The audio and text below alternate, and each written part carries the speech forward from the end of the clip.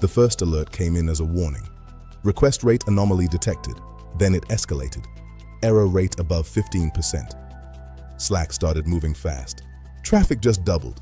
No, it's still climbing. API latency spiking hard.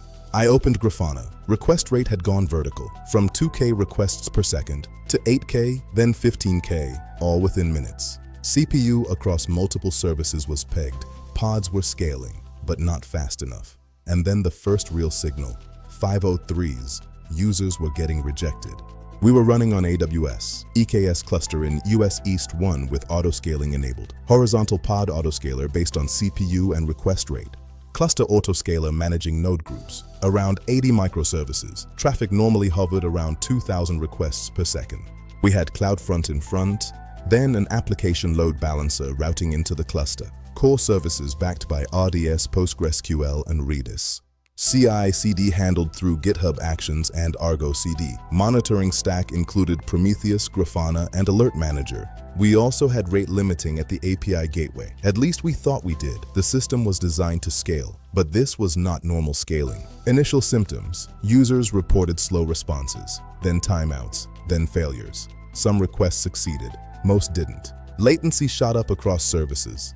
Database connections increased rapidly. Redis hit connection limits. But interestingly, some services were fine. Health checks were still passing, pods were scaling up, infrastructure was responding, but not keeping up, and traffic was still increasing, which raised the question, where was it coming from? Investigation began. First thought was a product launch. Maybe marketing pushed something live. We checked, no campaigns, no feature releases.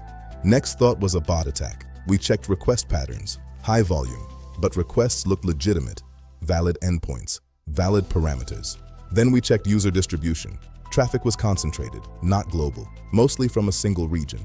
That was suspicious. We pulled logs, same endpoints, over and over, search endpoint, then recommendation endpoint, repeated calls from the same user agents, but not identical IPs, distributed. That made it harder. Now Slack was escalating.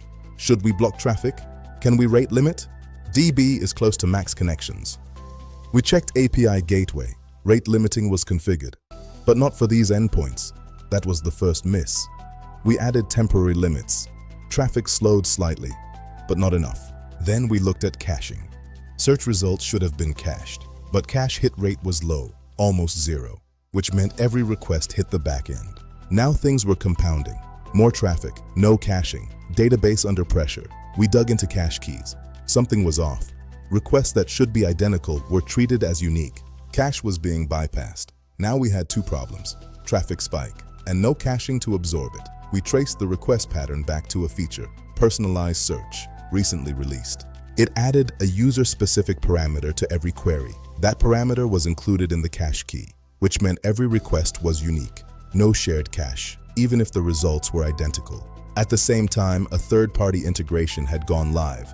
A partner app was calling our search API at a high frequency, without proper rate limiting. And because of the personalized parameter, every call bypassed cache. So the system saw a massive spike in unique requests. No caching, full backend load, traffic increased 10x in 5 minutes. And every request hit the database. First step was to reduce load. We blocked the partner API key. That immediately dropped a portion of traffic. Then we removed the personalized parameter from the cache key. Deployed a hotfix. Cache hit rate started climbing. Backend load dropped. We added aggressive rate limiting at the gateway, specifically for search endpoints. Then we scaled the database vertically, increasing connection limits temporarily. Within minutes, error rates dropped, latency improved, traffic stabilized. Full recovery took about 30 minutes. Most of that time was identifying the interaction between features. Post-mortem reflection. What failed was not a single component. It was interaction. A new feature changed caching behavior. A partner integration increased traffic. Together, they created a load pattern we had never seen. Detection was reactive. We saw the spike, but not the cause. No alert for cache hit rate dropping. No alert for unusual partner traffic. We also assumed rate limiting was sufficient, but it was not applied uniformly.